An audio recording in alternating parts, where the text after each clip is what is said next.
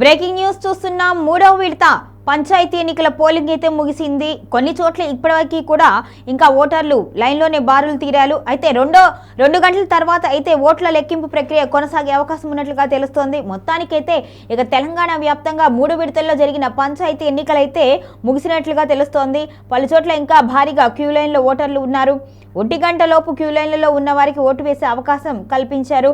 ఇప్పుడు ఇక 2 గంటల తర్వాత కౌంటింగ్ ప్రక్రియను ప్రారంభించారు. మొదట వార్డు స్థానాలను లెక్కిస్తారు. ఆ తర్వాత సర్పంచ్ ఓట్లను లెక్కించనున్నారు. ఇక తొలి 2 విడతల్లో కూడా కాంగ్రెస్దే హవా కనిపించింది.